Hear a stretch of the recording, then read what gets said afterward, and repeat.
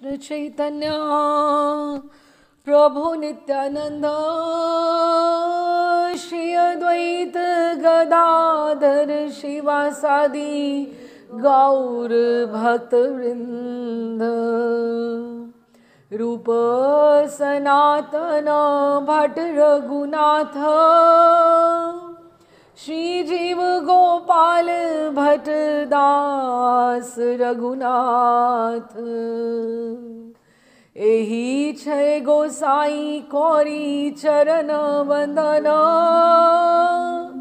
यहाँ हैते विघ्नाशे अभीष्ट पुरन अभीष्ट पुरन अभीष्ट पुरन।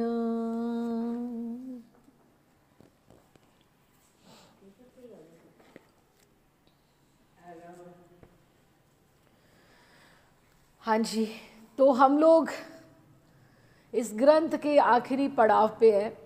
बिल्कुल आखिरी चैप्टर हमारा है गौड़ीयाचार्यों का सॉरी श्री श्री बलदेव विद्याभूषण जी का। बलदेव उनका नाम था और विद्याभूषण उनको अलंकार दिया गया। श्री बलदेव जो है बलराम जी के नाम पर है। बलदेव, जो बल के देवता हों उन्हें बलदेव कहा जाता है और उनका नाम बिल्कुल उनके गुणों की भांति सार्थक रहा। और विद्याभूषण, जो विद्या भी जिनको स्वीकार करके विद्या भी आभूषित हो गई, इसलिए उनको नाम विद्याभूषण दिया गया। बाद में पहले हम इनका समझते हैं कि ये कौन थे। श्री श्यामानंद की 5वीं पीढ़ी में श्री बलदेव विद्याभूषण का जन्म उड़ीसा के बालेश्वर जिले के अंतर्गत रेमुणा के निकट किसी ग्राम में ईसा की 18वीं शताब्दी के प्रारंभ में हुआ। जब हमने ये ग्रंथ शुरू किया था तो हम हिस्टोरिकली अगर हम सोचें तो हम 14वीं ईस्वी के एंड के टुवर्ड्स हम बात कर रहे थे, 15वीं के बिगिनिंग के टुवर्ड्स बात कर रहे थे। तब जब ही माधवेंद्रपुरी आए थे, तो अब करते करते हम 18वीं शताब्दी पर पहुंच गए हैं। बीच में सारे कैरेक्टर्स धीरे धीरे धीरे धीरे जैसे अग्रसर होते गए आते गए, हमने उनका सबका चरित्र का चिंतन किया। तो श्यामानंद प्रभु की 5वीं पीढ़ी में ये रहे और इनका जन्म उड़ीसा के बालेश्वर जिले में, बालेश्वर रेमुणा कौन सा स्थान है जहाँ पे क्षीरचोरा गोपीनाथ है, रेमुणा हमने पढ़ा है उसके बारे में।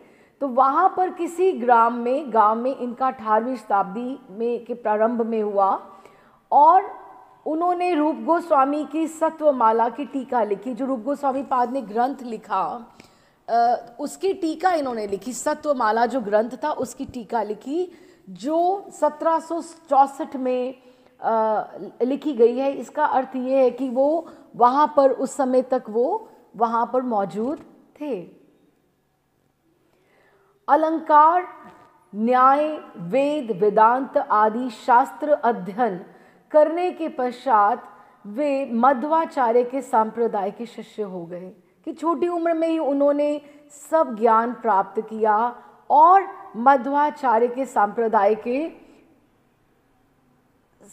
के वो हो गए।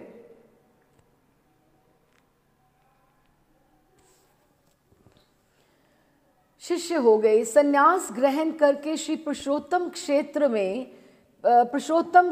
में पंडितों को शास्त्रार्थ में परास्त कर वही मध्वाचार्य संप्रदाय के मठ में रहने लगे वहाँ पर। उसके पश्चात उनका संपर्क हुआ श्री रसिकानंद मुरारी के प्रशिष्य श्री राधा दामोदर से। अब अगर हम सोचें, एक सिंपल एक फ्लो लेते हैं किस तरह से। माधवेंद्रपुरी, उसके बाद लोकनाथ प्रभु आए भूगर्भ जी के साथ और हमारे षड गोस्वामी वृंद। उसके बाद हमारा नेक्स्ट बैच जो आया था वो आया था नरोत्तम ठाकुर जी का श्यामानंद जी का और निवासाचार्य का। जो हमने पिछली बार विश्वनाथ चक्रवर्ती पाद का पढ़ा था, वो नरोत्तम ठाकुर जी की श्रृंखला में उनकी वंश परंपरा में आते थे, है ना। तो अभी ये जो है, ये श्यामानंद के, जैसे हम बोलें कि परपौत्र, आगे आगे प्रशिष्य, ये श्यामानंद के बैच में से आगे निकल कर आए हैं। अब कैसे है, एक बार हम इसको समझते हैं कि नित्यानंद प्रभु के शिष्य हुए गौरीदास पंडित। गौरीदास पंडित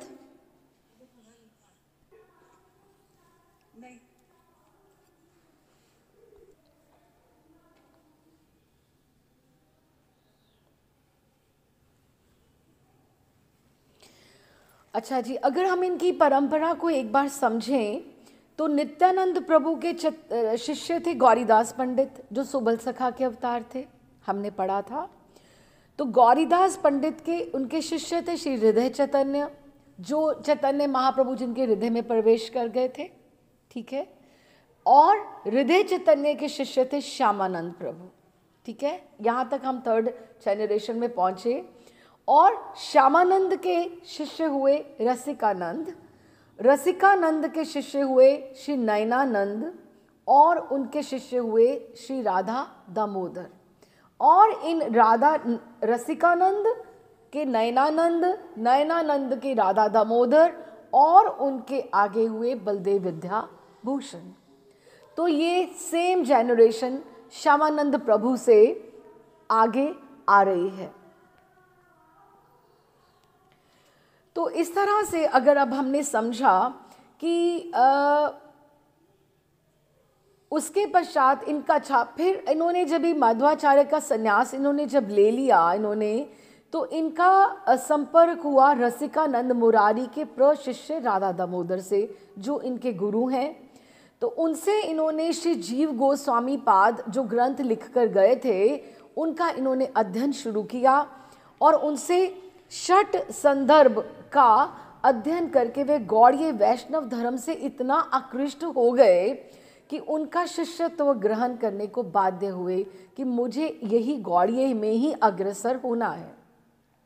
फिर उन्होंने राधा दामोदर जी से, अपने जो गुरुदेव थे, उनसे भागवत टीका सुननी शुरू की, और वो थी बलदेव इनकी विश्वनाथ चक्रवर्ती पाद की। तो उनको इतने वो इम्प्रेस हुए, इतने प्रभावित हुए कि उन्होंने अपनी गुरु की आज्ञा से, जैसे हृदय चैतन्य जी ने श्यामानंद जी को भेजा था कि आप वृंदावन जाइए, आप जीव गोस्वामी पाद से आगे का पढ़िए, इस तरह से राधा दामोदर जी ने इन्हें बोला, इनके गुरुदेव ने इनको बोला बलदेव विद्याभूषण के, कि आप वृंदावन जाइए और विश्वनाथ चक्रवर्ती पाद का आश्रय लीजिए। और ये जब आए तो वो गोकुलानंद मंदिर में, जैसे उनकी समाधि भी है, वहीं पर वो आवास उनका भी वहाँ पर ही था। तो उन्होंने उनको दीक्षा नहीं दी, क्योंकि वो ऑलरेडी दीक्षित थे, इनिशिएटेड थे।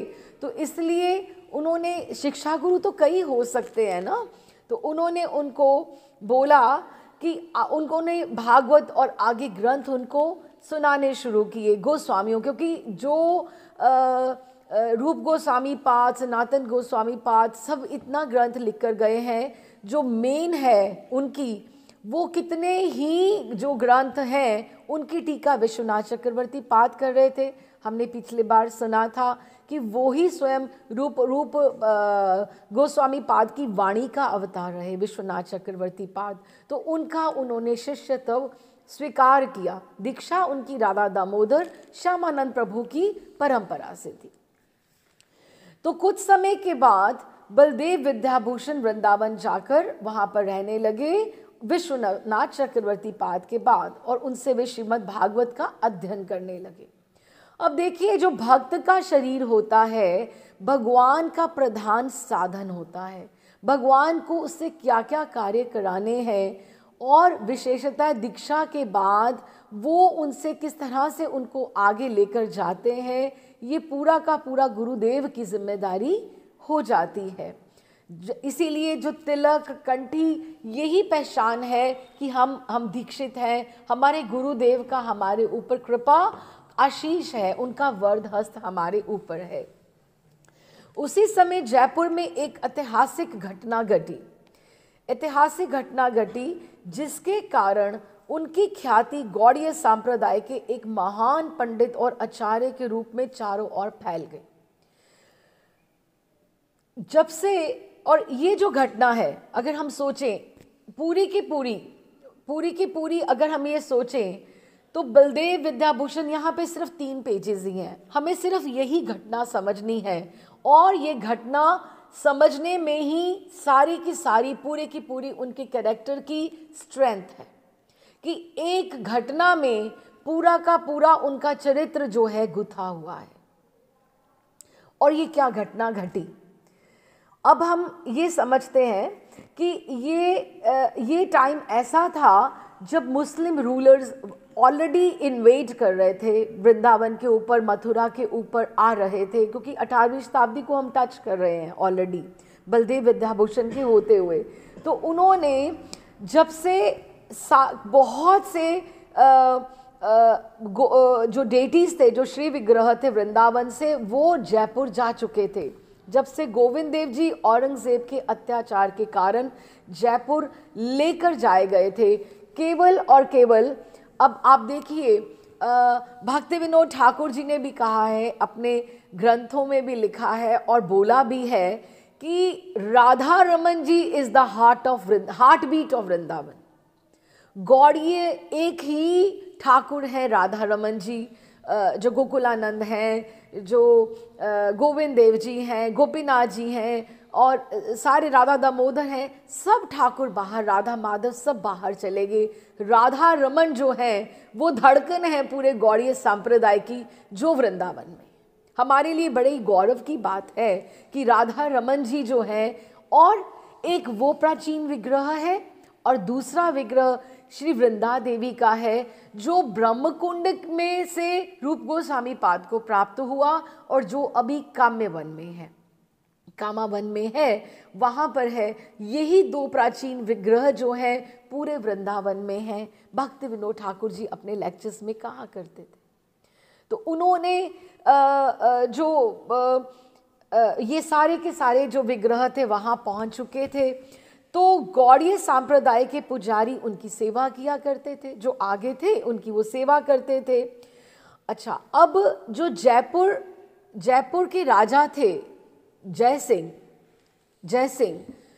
वो 7 वर्ष की आयु में वृंदावन में आए थे और उन्होंने 7 वर्ष की आयु में दीक्षा ग्रहण की थी। तो धर्म की, गौड़ीय संप्रदाय की जो रूट्स थी, जड़ें थी, उनके हृदय में बहुत बहुत गहरी थी। और इसलिए सवाई जय सिंह, उन्होंने गोविंद देव जी के वहाँ जो पहले मुद्रा भी छपी, जो कॉइन भी था, उसमें भी गोविंद देव जी का चित्र आता है और लिखा रहता है कि यहाँ के राजा गोविंद देव हैं। जो जयपुर का जो सवाई नरेश है, जय सिंह है, वो उनका दास है। तो वो जो थे, उन्होंने 11 वर्ष की आयु में वो राजा बन गए। ऐसी परिस्थिति हो गई, उनके पिताजी का देहांत हो गया। तो जयपुर के जो राजा जय सिंह थे, वो 11 वर्ष की आयु में जब बन गए, तो उनकी तो दीक्षा 7 वर्ष की आयु में हो गई थी। तो उनका एक स्वाभाविक एक जो झुकाव था राधा गोविंद देव जी की सेवा में उनके प्रति था। और जयपुर के पास ही एक गालता पीठ है जो कि रामानुजों संप्रदाय की है, रामानंदी वहाँ पर रहते हैं। तो ये जो संप्रदाय है, अब हम थोड़ा सा इसके बारे में समझते हैं to understand the topic little nicely. देखिए, जैसे गैया के 4 थन होते हैं, उसमें से दुग्ध की धारा आती है, लेकिन एक नीचे अगर एक बर्तन में आ जाए तो धारा जब चारों तो अलग आती हैं, लेकिन हम नहीं कह सकते ये कौन से थन में से आई है। दूध तो दूध है, उसमें वैसी ही सुगंध है, वैसा ही रस है, वैसे ही कृष्ण धर्म है और कृष्ण रस है, कृष्ण भक्ति है। लेकिन ये जो 4 संप्रदाय हैं, ये 4 अलग अलग गैया के थनों की बांधती हैं। और ये जो है श्री संप्रदाय है, रुद्र संप्रदाय है, सनकादिक संप्रदाय है और ब्रह्म संप्रदाय है। 4 संप्रदाय हैं जो मेन गिने गए हैं। नारायण जी ने लक्ष्मी जी को उपदेश दिया तो वो रामानुजाचार्य हुए, जिसको श्री संप्रदाय कहा गया। भगवान कृष्ण ने भगवान शंकर को उपदेश दिया तो वो रुद्र संप्रदाय हुए, जिसके विष्णु स्वामी सबसे पहले मुख्य आचार्य हुए। और भगवान कृष्ण ने सनकादिकों को, वो जो सनक संप्रदाय है, वो निम्बार्काचार्य हुए, वो सारे के सारे। और भगवान कृष्ण ने जब ब्रह्मा जी को उपदेश दिया, ब्रह्मा जी का जो हुआ वो ब्रह्म संप्रदाय गिना गया। वैसे गिना जाए तो जो ये वो ब्रह्मा जी हैं वो भक्ति के प्रथम स्रोत हैं। ब्रह्मा जी से नारद जी, फिर आगे आते आते आते जो मुख्य आचार्य हुए वो कौन हुए? मध्वाचार्य। जैसे अभी हमारे पुंडरीक महर्षि हैं, वो मध्वाचार्य श्रेणी में आते हैं। इवन प्रभुपाद भी मध्वाचार्य श्रेणी में ही, भक्ति विनोद ठाकुर, वो भी सारे उसी क्लैन में, उसी वंशजों में आते हैं। मध्वाचार्य हमने समझा 4 संप्रदाय हैं। और ये गिना जाता है, जब हम गुरु परंपरा की बात करते हैं, कि दीक्षा लेने के समय सोचना चाहिए कि हम किससे दीक्षा ले रहे हैं।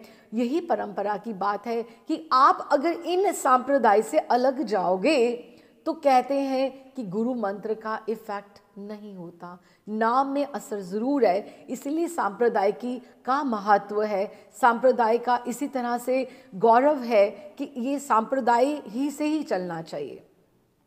अच्छा जी, अब ये 4 संप्रदाय हमारे हुए। अब इसमें 5वें संप्रदाय की गुंजाइश नहीं है। और ये लोग या तो लक्ष्मी नारायण को मानते हैं और या मानते हैं सीताराम को। जो रामानुजा वाले हैं वो तो राम जी और सीता को मानते हैं, या दूसरे जो हैं वो लक्ष्मी जी और नारायण को मानते हैं। अब राधा कृष्ण का जो संबंध है, भगवान ने जो पंच तत्व, जो पंचम पुरुषार्थ, जो एक बात उद्घोषित कर दी, जो कृष्णदास कविराज जी ने कह दी, अब उसको समझने के लिए उतना स्तर भी तो चाहिए। अब ये गौड़ीय संप्रदाय 5वां संप्रदाय गिनना शुरू हो गया कि अब ये गौड़ीय संप्रदाय कौन है।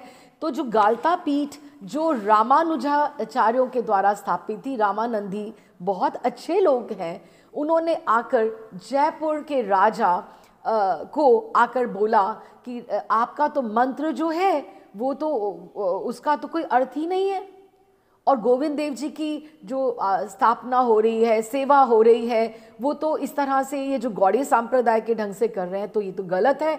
और गोविंद देव जी के साथ तो राधा रानी की स्थापना होनी ही नहीं चाहिए। क्यों? क्योंकि राधा रानी से इनका क्या संबंध है। अब ये देखिए ना, कृष्णदास कविराज ने सबसे मेन जो इस्टेब्लिश किया, परकिया भाव। परकिया भाव ये थोड़ा डिफिकल्ट है, लेकिन बहुत समझने की बहुत ज़रूरी है। हमने 4 संप्रदाय समझे, ये हैं, और ये 5वां आया।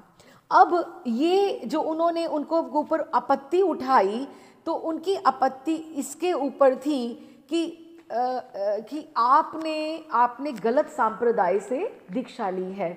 तो रामानंदी और जयसिंह राजा जो थे, इनके 2 ग्रुप्स हो गए, क्योंकि जो प्रजा थी वो तो राजा जयसिंह को फॉलो कर रही थी।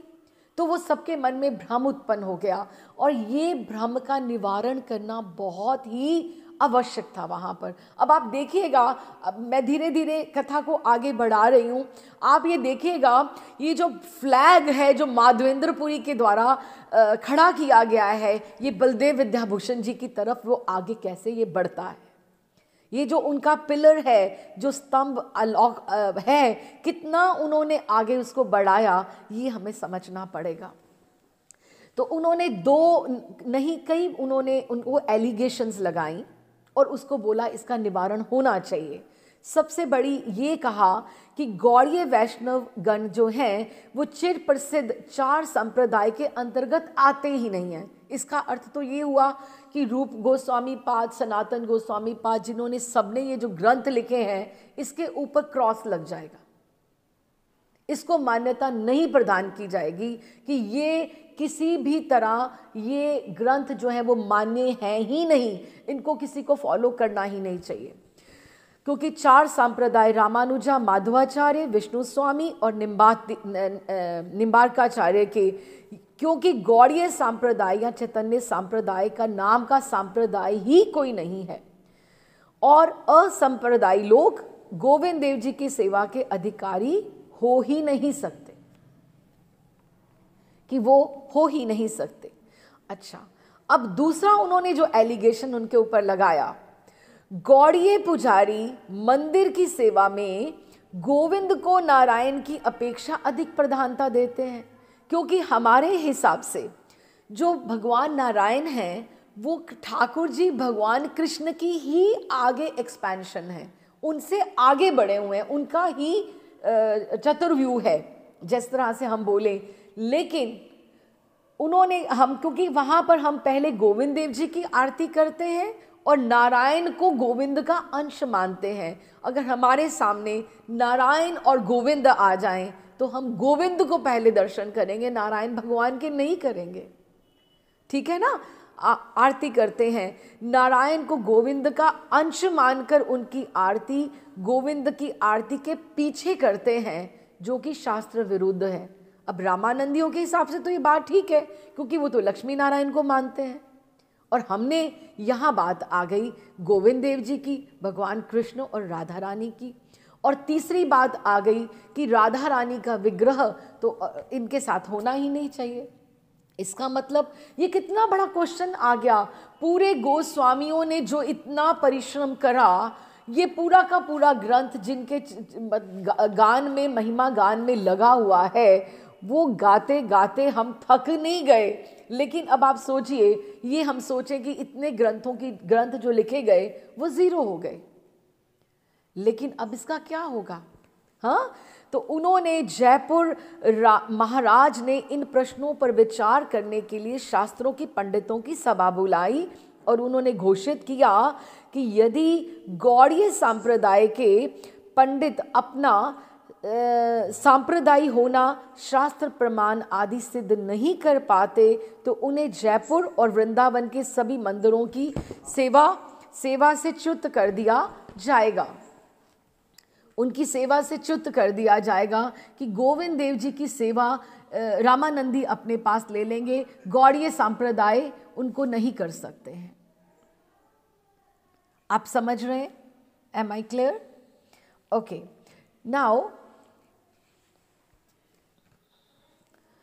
अब ये जो प्रश्न था, ये संवाद वृंदावन पहुंचा। जयपुर के राजा जयसिंह ने ये प्रश्न उठाया। अब वृंदावन का इतना स्वरूप, इतना ग्रंथ, इतना गोस्वामियों का परिश्रम, और ये कि ये कुछ है ही नहीं, इस तरह से ये संवाद जब वृंदावन पहुंचा तो वहाँ गौड़ीय वैष्णव में तो खलबली मच गई।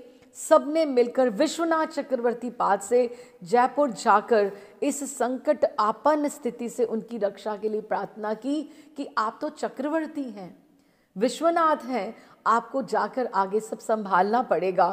पर विश्वनाथ चक्रवर्ती उस समय तक बहुत वृद्ध हो गए थे, जयपुर जाना उनके लिए संभव नहीं था। उन्होंने अपने प्रधान शिष्य श्री बलदेव विद्याभूषण को जयपुर जाकर गौड़ियों का प्रतिनिधित्व करने की आज्ञा दी। इस समय अब ये ध्वजा देखो, जैसे होता है ना, एक रेस होती है कि एक आपके हाथ में फ्लैग है, आपने आगे पकड़ा दिया, उन्होंने आगे पकड़ा दिया, उन्होंने आगे पकड़ा दिया। उसको आगे जब पकड़ाते हैं तो अपना उत्साह भी देते हैं कि अब तुम जाओ, अब तुम जाओ, तुम आगे बढ़ो।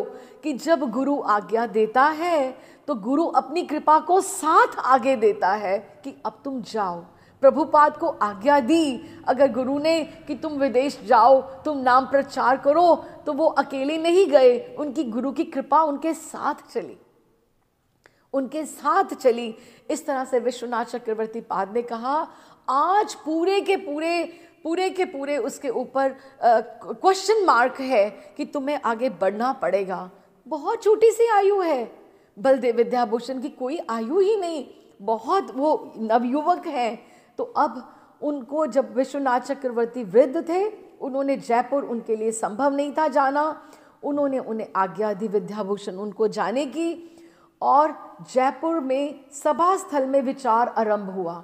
उधर से रामानंदी, निम्बार्काचार्य के सारे आगे आकर और सारे के सारे सांप्रदाय के लोग इकट्ठे हो गए कि कोई आपका सांप्रदाय नहीं है, क्योंकि हर सांप्रदाय को एक गीता भाष्य, अपनी भागवत लिखनी, उपनिषदों पुराण के ऊपर लिखनी जरूरी है, और जिस सांप्रदाय ने नहीं लिखी वो सांप्रदाय नहीं गिना जा सकता।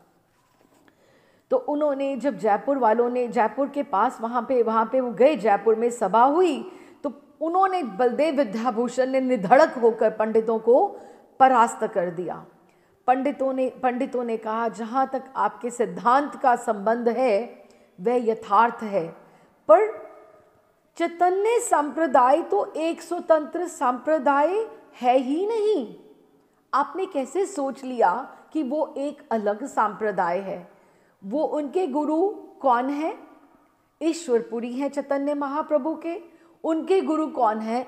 माधवेंद्रपुरी हैं। और माधवेंद्रपुरी जो आते हैं वो तो स्वयं ब्रह्म संप्रदाय से आ रहे हैं। अगर यही हमारी परंपरा है और हम इधर से ही चलते आ रहे हैं, हम अलग तो है ही नहीं। तो उन्होंने कहा कि आप प्रूव कीजिए कि आप उस तरह से किस तरह से आते हैं उसके ऊपर, क्योंकि आपने यहाँ तक आते आते, माधवेंद्रपुरी जी ने तो कुछ नहीं ऐसा कहा था कि परकीया भाव और स्वकीया भाव, इस तरह से कोई बात नहीं हुई थी कि आप स्वकीया भाव और परकीया भाव की तो कोई बात नहीं हुई थी। अब स्वकीया भाव और परकीया भाव क्या है? रूप गोस्वामी पाद ने, कृष्णदास कविराज ने हमें समझाया। स्वकीया जो, जैसे 5 हमने समझा था उनके चरित्र में कि शांत है, दास्य भाव है, वात्सल्य है, सख्य है और कांत भाव है, और पंचम पुरुषार्थ माधुर्य भाव है, जिसमें कुछ लेने और देने की अपेक्षा नहीं है। वो सबसे ऊपर का भाव है। इवन जो कहा जाता है कि जो द्वारिका की महर्षियाँ थीं, उनकी, ठाकुर तो परम योगेश्वर रहे हैं, ठाकुर जी परम योगेश्वर हैं, लेकिन उनकी संकल्प मात्र से हर एक रानी के 10-10 पुत्र और एक पुत्री हुई। तो जब भी पत्नी और माँ दोनों को एक स्त्री बनती है तो उसका कुछ स्नेह तो बट जाता है ना, तो उसकी कांता भाव में, माधुर्य भाव में पूर्ति तो नहीं हो पाती। और वो जो एक कैरेक्टर है इस तरह से, उसमें जो है डिमांड ज़्यादा है, डिमांड ज़्यादा है, लेकिन जो माधुर्य भाव में है वहाँ प्रिया जी रूठती भी हैं और ठाकुर जी मनाते भी हैं।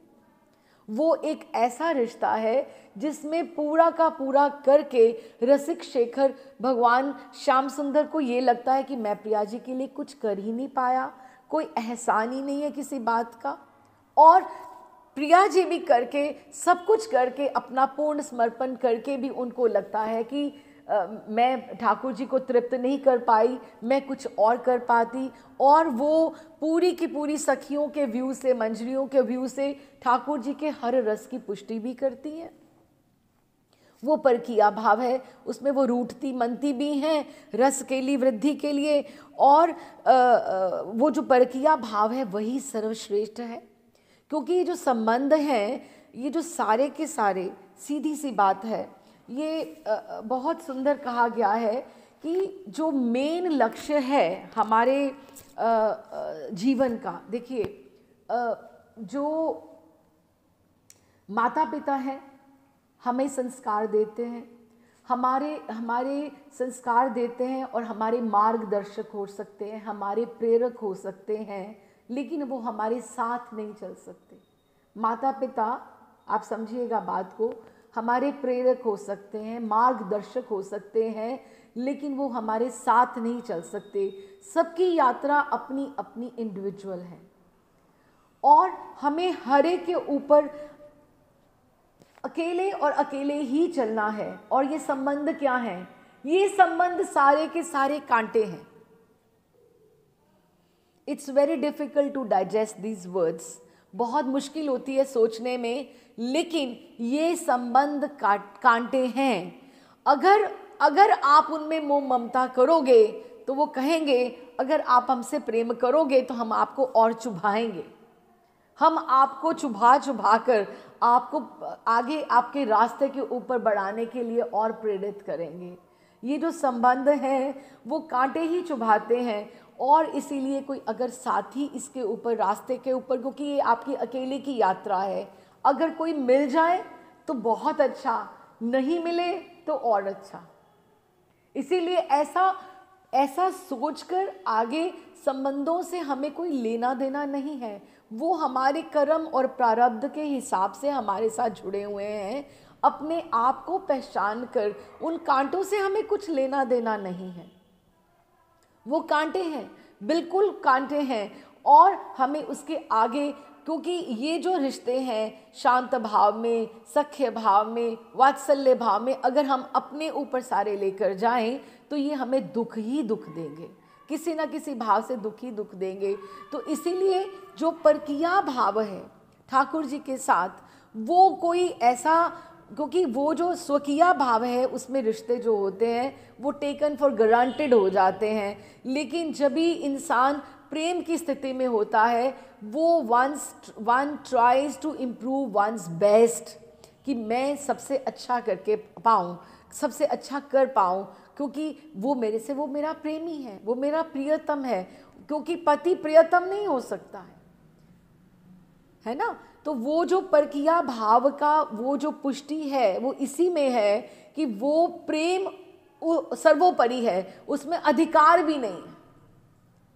अगर अधिकार है तो वो किस तरह से, उसमें ये नहीं है कि स्वकीया में इतना सा फर्क है कि हम ठाकुर की हैं, ठीक है, और परकिया में है कि ठाकुर मेरे हैं, कि मैं जब चाहूँ जो चाहूँ वो कर ले, इतना ही बस फर्क है कि वो कमांड कर लेते हैं, लेकिन ये डिमांड रिलेशंस में रुक्मणी सत्यभामा ये सब डिमांड करती हैं, और प्रिया जी समर्पण करके ठाकुर जी से कमांड भी कर लेती हैं, इतना ही फर्क आता है। अच्छा, अब इस तरह से उन्होंने स्वकीय और परकीय भाव की सबकी तसल्ली करवाई वहाँ पर जब हुआ वहाँ पर जयपुर में, तो उन्होंने फिर भी उन्होंने सब मान लिया, उनकी बातें मान गए कि हाँ ठीक है, लेकिन कि उन्होंने कहा कि हम माधवाचार्य की लाइन में आते हैं, क्योंकि माधवेंद्रपुरी वहाँ पर आते हैं। तो जब तक पर उन्होंने कहा कि आपको हम अपने संप्रदाय के मत अनुसार जब तक आप ब्रह्मसूत्र, उपनिषद और गीता के भाष्य नहीं लिख लेते, हम आपको रामानुजा, मध्वाचार्य, विष्णु स्वामी और निम्बार्काचार्य के इन सभी आचार्यों के इन तीनों ग्रंथों के अपने अपने भाष्य हैं। तो आप भाष्य जो है वही जो ग्रंथ लिखे गए हैं, क्योंकि ग्रंथ रस ग्रंथ तो बहुत हो गए, लेकिन भाष्य नहीं लिखे गए, उपनिषदों के ऊपर नहीं कुछ लिखा गया, या ब्रह्मसूत्र के ऊपर नहीं लिखा गया, या गीता के ऊपर कुछ नहीं लिखा गया, क्योंकि रसिक ग्रंथ लिखे गए तो इनके ऊपर नहीं लिखा गया। तो हम आपको जो उसकी नींव है, हम आपको इंडिविजुअल एक अलग पांचवा नहीं मान सकते, वो चार ही हैं और ये चार ही रहेंगे। आप उसका से कोई आपका संबंध नहीं है, क्योंकि नींव के बिना अटालिका कैसी। महाराज ने भी पंडितों को अपनी ये सहमति प्रदान करनी पड़ी। बलदेव विद्याभूषण जी ने कहा, श्री चैतन्य महाप्रभु ने श्रीमद् भागवत को ही ब्रह्मसूत्र का भाष्य माना है, कि जब श्रीमद् भागवत है वही ब्रह्मसूत्र का भाष्य है। तो अलग हमने उसका सोचा ही नहीं कि हमें लिखना है, क्योंकि व्यासदेव जी ने इसकी रचना कर दी है। तो इसीलिए महाप्रभु ने ब्रह्मसूत्र के किसी स्वतंत्र भाष्य की आवश्यकता ही नहीं समझी। बलदेव विद्याभूषण के इस तर्क को नहीं माना गया, उन्होंने नहीं माना। तो उन्हें ये कहा गया कि आप इन तीन ग्रंथों का भाष्य उपस्थित कीजिए, और 3 महीने का उनको अवकाश दिया गया। किसका? ब्रह्मसूत्र लिखना था उन्हें, और उपनिषद और गीता का भाष्य, और 3 महीने दिए गए उन्हें। अब बलदेव विद्याभूषण ने इतने थोड़े समय में तीनों भाष्य तैयार करने को असंभव जानकर वहाँ गोविंद देव जी से प्रार्थना की कि गोविंद देव जी, मैं आपकी शरण में हूँ, आप हमारे रूप गोस्वामी पाद के ठाकुर हैं, हमारे गौड़ीय संप्रदाय के हैं, अब आप बताइए मैं क्या करूं। राजसभा से उठकर वे सीधे गोविंद देव जी के मंदिर में गए और कातर स्वर से उनसे प्रार्थना की कि प्रभु, अब आपके हाथ में हमारे संप्रदाय की जो लज्जा है वो आपके हाथ में है। यदि आप अपने संप्रदाय की मर्यादा की रक्षा नहीं करेंगे तो और कौन करेगा। आपके रूप गोस्वामी पाद के द्वारा लिखे हुए सारे ग्रंथ झूठे पड़ जाएंगे, क्योंकि वो तो सारे राधा रानी के ऊपर लिखे हुए हैं। अगर ये बात ही नहीं होगी तो कैसे होगा, ठीक है ना। तो उन्होंने मेरे लिए ये कार्य असंभव है, 3 महीने में 3 भाष्य लिखना। किस तरह से? तो क्या सचमुच आप हमें अपनी सेवा से अलग करना चाहते हैं कि आपकी सेवा रामानंदी संभाल लें और गौड़िये पीछे हो जाएं, गौड़िये कोई काम नहीं करें? ऐसा कौन सा अपराध हमसे हो गया है प्रभु, और हमारे अपराधों की ओर ना देखकर हम पर आप दया कीजिए, दयानिधि।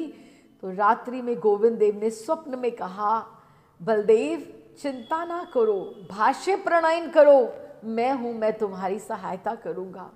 और उनकी प्रयत्न आप सच मानिए बिल्कुल वैसे ही था कि 90 वर्ष की आयु में जैसे कृष्णदास कविराज ने चैतन्य चरितामृत लिखा था, कांपते हाथों से आंखों से कुछ दिखाई नहीं देता था, ऐसे 3 महीनों में 3 ऐसे ग्रंथ जिसके ऊपर आचार्यों की दृष्टि थी, उसका निर्माण करना सहज नहीं था।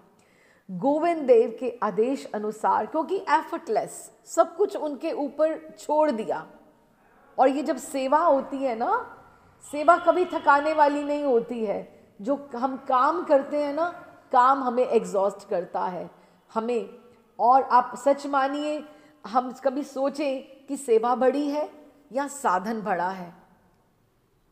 आप समझ के देखो, आप माला जप रहे हो, सेवा नहीं कर रहे हो, तो माला अगर आपको साधन करने का जो फल मिला है वो आपको सेवा मिली है। सेवा जो है दैट इज द अल्टीमेट, वो आपको साधन करने का फल मिला है। और सेवा का सेवन करना चाहिए, सेवा से कभी थकना नहीं चाहिए। काम जो है वो आपको थकाएगा, वो आपको एग्जॉस्ट करेगा, आप एनर्जी, लेकिन जो लोग सेवा करते हैं वो ग्लो करते हैं, वो तेजोमय होते हैं, वो दीप्तिमान हो जाते हैं। उन्होंने, गोविंद देव जी ने कहा, मेरी सेवा तुम्हारे द्वारा होगी बलदेव। और गोविंद देव के आदेश के अनुसार बलदेव ने वेदांत सूत्र का भाष्य लिखना प्रारंभ किया। इतने वो उनका जो इतनी छोटी उम्र और इतना उनको आसान तो नहीं, पहले वेदांत पढ़ा होगा तो उसके ऊपर कोई कमेंट्री लिखेगा ना, कोई टीका लिखेगा। वेदांत सूत्र का भाष्य लिखना प्रारंभ किया। गोविंद देव की कृपा से अति शीघ्र ये भाष्य समाप्त हो गया। भाष्य के अंत में उन्होंने ये श्लोक लिखा जिसमें गोविंद देव के आदेश से उसमें लिखे जाने का स्पष्ट उल्लेख किया। विद्यारूपम भूषणम परदाय ख्यातिम निन्यम तेन यो मामु उदारम। श्री गोविंद स्वप्न निर्दिष्ट, कि उन्होंने स्वप्न में मुझसे सब लिखाया है, ये मैंने नहीं लिखा है। भाष्यो राधा बंदुर बंदुर रांग सो जियाद, कि जो वो मुझसे अपनी राधा रानी का यश का गान करवाना चाहते हैं वही उन्होंने मुझसे लिखवाया है। गोविंद देव जी के आदेश और उनकी सहायता से ये भाष्य लिखा गया और इसका नाम रखा गया, उन्होंने गोविंद देव जी को ही समर्पित करते हुए उसका नाम लिखा गोविंद भाष्य। गोविंद भाष्य। और गोविंद भाष्य के समाप्त होने पर उन्होंने फिर भगवत गीता, अब देखो 3 महीने की अवधि थी उनके पास, पहले वेदांत के ऊपर सूत्र के ऊपर भाष्य लिखा, उसके ऊपर भागवत गीता के ऊपर, और उसके बाद उपनिषद 18 उपनिषद हैं उसके ऊपर उन्होंने भाष्य लिखा। निश्चित ही ये 3 महीनों की अवधि में 3 भाष्य तैयार करके राज्यसभा में प्रस्तुत करना ये कोई एक छोटा कार्य नहीं था। एक सिंगल हैंडेड, क्योंकि टॉर्च उनके हाथ में है, फ्लैग उनके गुरु ने उनके हाथ में पकड़ा दिया है, उनको उसको लीड करके लेते हुए ही आगे जाना था। तो पंडित गण भाष्यों को देखकर इतना आश्चर्यान्वित हो गए कि इतनी कम अवधि में ये सब कैसे हो गया। और बलदेव विद्याभूषण की सराहना किए बगैर ना रह सके। महाराज जयसिंह ने प्रसन्न होकर अश्रुयुक्त नेत्रों से, क्यों? क्योंकि वो स्वयं गौड़िए थे, क्योंकि वो स्वयं गौड़िए दीक्षित थे, तो उनको इतनी प्रसन्नता हुई कि मेरे राधा गोविंद देव जी की जो है सेवा वो कोई गलत नहीं है, राधा रानी को उनके साथ होना ही चाहिए। तो उन्होंने, महाराजा जयसिंह ने अति प्रसन्न होकर अश्रुयुक्त नेत्रों से उन बलदेव का नाम बलदेव विद्याभूषण किया कि विद्या भी आभूषित हो गई है तुम्हें अंगीकार करके, और इसी नाम से वो प्रसिद्ध हुए। इनका पहले का नाम कहा जाता है, कभी दामोदर भी हुआ करता था, बलदेव दामोदर कहते थे, लेकिन इनका नाम बलदेव विद्याभूषण हुआ। जयपुर की सभा में विजय लाभ करने के पूर्व उन्होंने जिन ग्रंथों की रचना की थी, क्योंकि उसमें पहले दामोदर विप्र के द्वारा रचित लिखा मिलता है। जयपुर से लौटने के पश्चात बलदेव विद्याभूषण को श्रीपाद गोपी वल्लभपुर के एक गोस्वामी जी की आज्ञा से वृंदावन में एक और सेवित विग्रह थे। अब ये जब वृंदावन आए, इनको इतना अच्छे से इनका स्वागत हुआ, इतना सुंदर स्वागत हुआ। विश्वनाथ चक्रवर्ती पाद जो इनके गुरु, उस हिसाब से वैसे तो दीक्षित गुरु तो नहीं थे, लेकिन शिक्षा गुरु थे। इतना हार्डली, इतना इनका फुल हाथ से, मन से हार्दिक स्वागत हुआ वृंदावन में। और उन्होंने इनके जो ठाकुर स्वयं हैं वो विजय गोविंद हैं, इनके बलदेव विद्याभूषण जी के, जो कि गोकुलानंद मंदिर में विश्वनाथ चक्रवर्ती पाद के ठाकुर के बगल में ही स्थापित हैं। और इन्होंने एक और जो राधा श्याम सुंदर मंदिर है, श्यामानंद, क्योंकि वो स्वयं श्यामानंद परंपरा से आते हैं, तो बड़े राधा श्याम सुंदर जो बड़े वाले हैं, राधा श्याम सुंदर मंदिर जो हमारा गौड़ीय देवालय है, वो स्थापना इन्होंने एक महंत के द्वारा, इनको बड़े ठाकुर प्राप्त हुए, उनकी सेवा में युक्त थे। तो ये बड़ा राधा श्याम सुंदर का जो विग्रह था, ये इन्होंने उनको स्थापित किया हुआ है, वो उनके द्वारा, बलदेव विद्याभूषण जी के द्वारा स्थापित थे। तो इस तरह से ये कार्य करते हुए, ये सेवा करते हुए इन्होंने अपना शेष कार्य, शेष काल, जीवन काल अपना वृंदावन में ही इन्होंने व्यतीत किया। और इनकी जो बहुत से इन्होंने ग्रंथ लिखे, हम एक बार उनके ग्रंथों की सूची पढ़ जाते हैं। ग्रंथों की सूची सुंदरानंद विद्या विनोद ने इस प्रकार दी है। श्री गोविंद भाष्य तो हमने पढ़ा, जो उन्होंने वहाँ लिखा, सिद्धांत रतन, वेदांत सिमंतक, प्रेमय रत्नावली, सिद्धांत दर्पण, साहित्य कौमुदी, काव्य कौस्तुभ, व्याकरण कौमुदी, पद कौस्तुभ, वैष्णव नंदिनी, जो कि श्रीमद् भागवत की दशम स्कंद की टीका है, गोपाल तापनी भाष्य, ईशादि दशोपनिषद भाष्य, श्री गीता भूषण भाष्य, श्री विष्णु शस्त्र नाम भाष्य, श्री संक्षेप भागवतामृत टिप्पणी, सारंग रंगदा, तत्व संदर्भ टीका, सत्वमाला विभूषण भाष्य, जो कि रूप गोस्वामी पाद की सत्वमाला का भाष्य है, नाटक चंद्रिका टीका, छंद कौस्तुभ भाष्य, श्री श्यामानंद स्वर शतक टीका, चंद्रलोक टीका, साहित्य कौमुदी टीका, श्री गोविंद भाष्य टीका सूक्ष्मा, सिद्धांत रत्न टीका सूक्ष्मा। अब आप इनमें से देखो कि कितने ग्रंथ ऐसे हैं जो टीका हैं।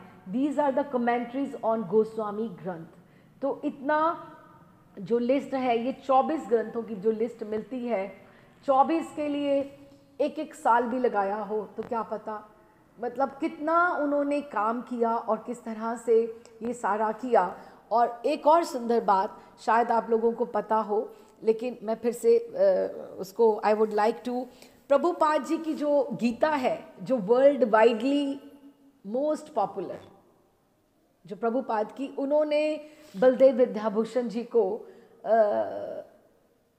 अर्पित की है, डेडिकेट की है। और वहाँ पे लिखा है कि ये जो गीता मैंने लिखी है, श्री गीता भूषण भाष्य के ऊपर बलदेव विद्याभूषण के आधार पे लिखी। आप समझे बात को? अब आप समझिए कि बलदेव विद्याभूषण जो हैं, उनके 2 शिष्य हुए। आगे समझिएगा, इस्कॉन के जितने फॉलोवर्स हैं, आप समझिएगा कि टॉर्च किसके, कहाँ से किसके हाथ में टॉर्च आई, फ्लैग कहाँ से कहाँ आता है, कि हम कहाँ से पढ़ रहे थे और कहाँ पर हम पहुँचे हैं। बलदेव विद्याभूषण के दो शिष्य हुए, नंदन दास जी और उद्धव दास जी। ये उद्धव दास जी के एक और शिष्य हुए, उद्धव दास जी, एक और, ठीक है। ये उद्धव दास जी के एक आगे शिष्य हुए जो सूर्य कुंड गोवर्धन के मधुसूदन दास बाबा जी हुए। उनके शिष्य हुए जगन्नाथ दास बाबा जी। जगन्नाथ दास बाबा जी किसके गुरु थे? भक्ति विनोद ठाकुर के। भक्ति विनोद ठाकुर के कौन शिष्य हुए? गौर किशोर दास बाबा जी। इनके शिष्य हुए भक्ति सिद्धांत सरस्वती पाद, और भक्ति सिद्धांत सरस्वती पाद किसके गुरु हैं? भक्ति वेदांत प्रभुपाद उनके गुरु हैं। अब आप बताइए, ये जो परंपरा, हमने ये जो पूरा ग्रंथ पढ़ा, ये पूरा का पूरा ये गौड़ीय संप्रदाय ही नहीं, ये अब आप देखिए, एक गोपाल भट्ट जी से ब्रांच निकली, एक रूप गोस्वामी जी से ब्रांच निकली, एक श्यामानंद जी से ब्रांचेस निकली। अब ये सारी की सारी जो शाखाएं हैं, एक इंडिविजुअल एक ही पेड़ जो माधवेंद्र पुरी ने लगाया, चैतन्य महाप्रभु ने जो लगाया, वो आगे बढ़ता बढ़ता बढ़ता बढ़ता ये एक ही पेड़ की एक ही रूट एक ही है, जिसकी आगे वो शाखाएं निकली, जो प्रभुपाद इस्कॉन निकला। किस तरह से निकला? बलदेव विद्याभूषण जी की प्रणाली से हम श्यामानंद तक कहाँ पहुँचे? नित्यानंद प्रभु से पहुँचे हम लोग, है ना। हमने समझा ना, गौरीदास पंडित, हृदय चैतन्य, उसके बाद श्यामानंद प्रभु, रसिकानंद प्रभु, नयनानंद प्रभु, राधा दामोदर, उनके बलदेव विद्याभूषण, उनके बाद उनके उद्धव दास, मधुसूदन दास बाबा, जगन्नाथ दास बाबा, भक्ति विनोद ठाकुर, गौर किशोर दास बाबा, भक्ति सिद्धांत और भक्ति वेदांत। अब देखिए किस तरह से, अगर हम ऐसे गोपाल भट्ट जी की परंपरा की बात करें, इस तरह से रूप गोस्वामी पाद की परंपरा की, सनातन गोस्वामी की, तो ये ग्रंथ जो हमें है, हमें पूरे की पूरी जो एक पेड़ की कितनी शाखाएं निकली और वो कितना विस्तार से आगे के आगे हमें लेकर जाती रही, हमें इसका बहुत सुंदर एक विवरण मिलता है। और आज ये फ्लैग, ये जो टॉर्च है, हर एक गौड़िये के हाथ में है। हमें अपने गोस्वामियों के आगे नतमस्तक होकर इसको आगे अपने गुरुदेव की कृपा से बढ़ाना चाहिए। अब हमारे पास ये सब इकट्ठा तो हो गया, अब हमें आगे क्या करना है? हमें इन एक एक गोस्वामी के चरणों में गुहार लगानी है। इन सब गोस्वामियों के चरणों में गुहार लगानी है।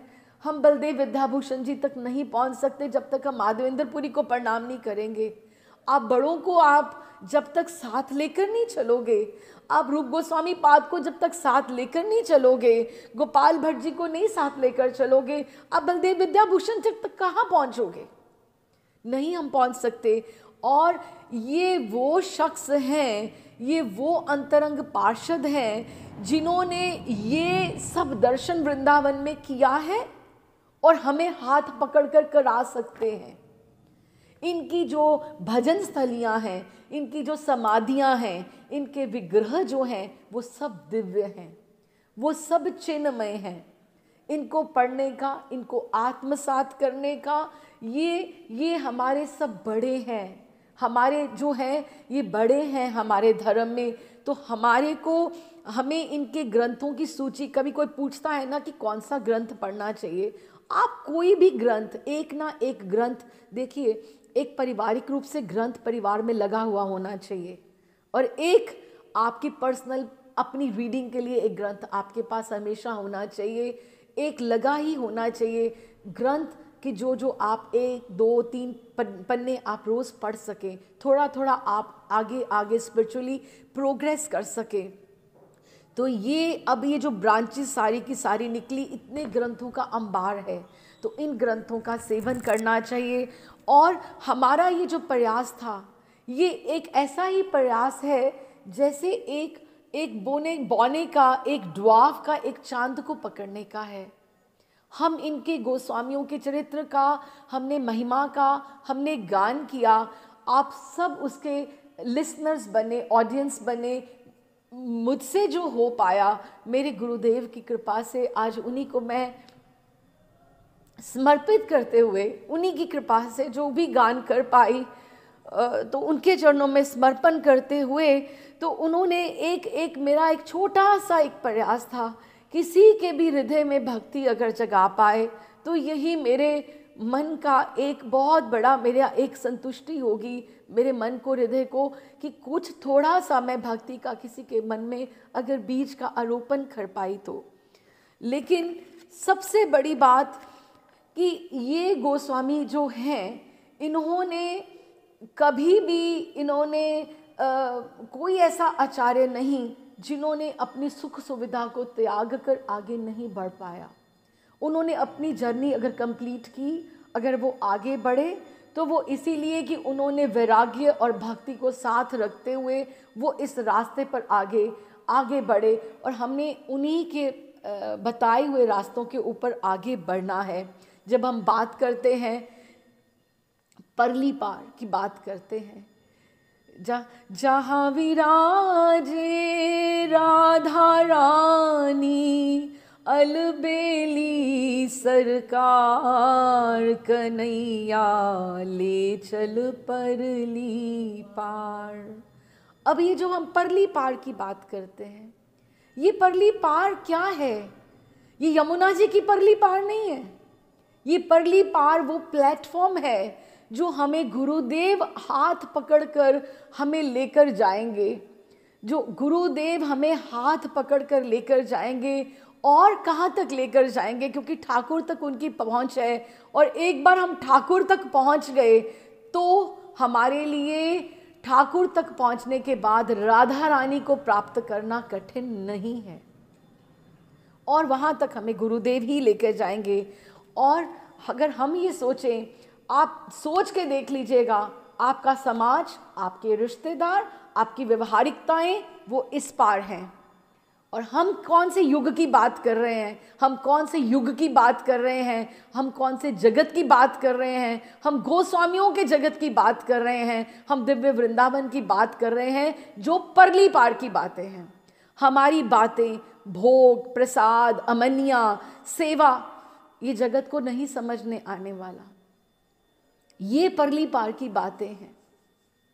किसको क्या समझ में आएगा? व्यवहारिक जगत को ये बातें समझ नहीं आ नहीं सकती हैं। ये परली पार की बातें हैं। और इस ग्रंथ का जो एक सार है, सनम्र मैं निवेदन करना चाहती हूँ कि स्वभाव को सहज करना, कुटिलता को छोड़ना और स्वभाव को सहज करना, कि जितना हम सहज हो जाएंगे, जितना अपने आप को हम छोड़ देंगे अपने, उतने ही हम सहज हो जाएं जितना हम थे जब हमारा जन्म हुआ था। तो हमें ये रास्ते पर चलने के लिए बहुत ही सुविधा हो जाएगी।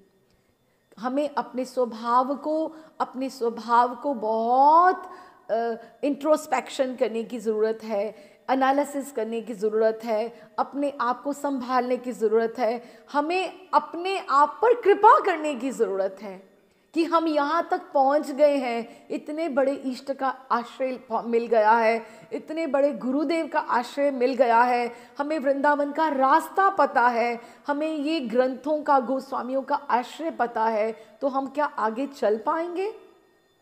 तो हमें छोड़ना होगा क्या?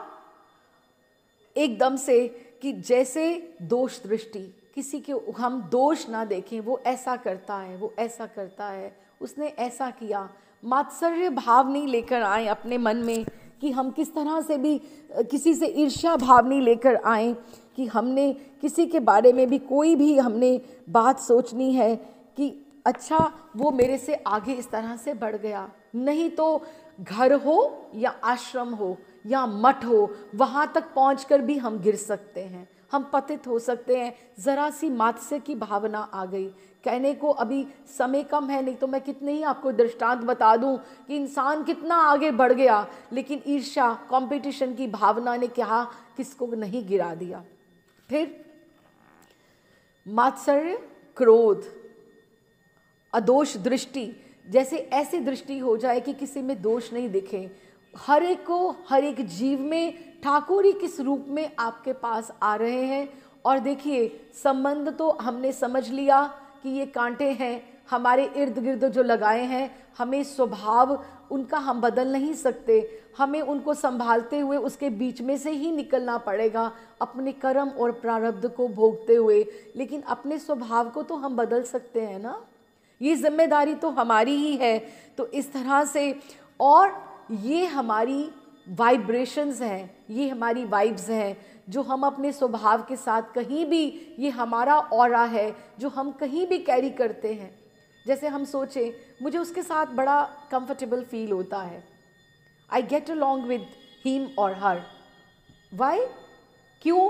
क्योंकि उसकी वाइब्स मेरी वाइब्स के साथ मैच होती हैं। लेकिन किसी के आने से मैं एकदम अनकंफर्टेबल हो जाती, मुझे असुविधा आ जाती है। क्यों? क्योंकि उसकी वाइब्रेशंस, उसकी वृत्तियाँ, उसके स्वभाव का जो है वो मेरे साथ मैच नहीं होता है। क्यों? क्योंकि हम सहज नहीं हैं।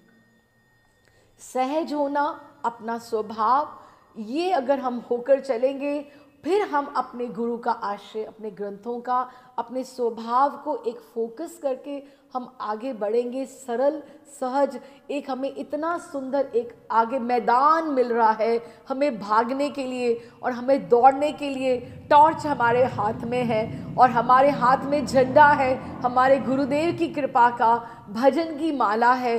तो हमें उसका भजन करते हुए, इन कृपाओं को साथ में लेकर, ये ग्रंथों का आश्रय में हमें आगे बढ़ना है। And thank you so much everybody. इसके साथ हम लोग ग्रंथ का यहीं विश्राम करते हैं। बलदेव विद्याभूषण जी ने जहाँ तक माधवेंद्रपुरी से हम यहाँ तक पहुँचे, पूरा आप मानिए 466 पेज का ये अवध बिहारी लाल कपूर जी का ग्रंथ है, जिसका हमने बिट बाय बिट, धीरे धीरे करके, एक एक कैरेक्टर और एक से एक बढ़कर, आज अगर मेरे से पूछे तो मुझे नहीं पता कौन सा कैरेक्टर सबसे उत्तम था, सबसे बढ़िया था। लेकिन एक बात सब में कॉमन थी कि सबने त्याग किया, सबने स्वभाव, सबने दूसरे के लिए ही सब कुछ किया। जीवों के प्रति दया दिखाकर अपना भजन करना होता तो वो तो बैठे कुटिया में कभी भी कर सकते थे, लेकिन उन्होंने अपना भजन भी बढ़ाया तो उन्होंने दूसरे का भी भजन बढ़ाया और आज भी बढ़ा रहे हैं। अगर आज उन्होंने हमें रास्ता दिखाया, हम जीवों पर दया करके, ये त्याग उन्होंने अवश्य किया। So thank you so much. आप सबका बहुत बहुत अभिनंदन, बहुत बहुत आभार। और मैं इसकी जो as soon as we upload these 3 last characters, चरित्र को अपलोड हो जाते हैं यूट्यूब पे, तो I can send you the playlist. आप you can forward it to as many, आपका जहाँ मन हो, अपने संबंधियों के साथ, अपनी सखी के साथ, अपने फ्रेंड्स के साथ, you can share it as wide. और ठाकुर जी के नाम प्रचार में आप भी सहयोग दीजिए और इस प्रकाश को, भजन के प्रकाश को, ठाकुर जी के नाम के प्रकाश को और वृंदावन के स्वरूप को सबके आगे उजागर कीजिए। Thank you so much. Radhe Shyam, Radhe Shyam ji. बोल राधा रमन लाल की जय, बोल षडगो स्वामी वृंद गौड़ीय वैष्णव आचार्यों की जय, बोल वृंदावन धाम की जय, बोल सदगुरु महाराज की जय जय जय। सुंदर चरित्र सुनाने वालों की जय ना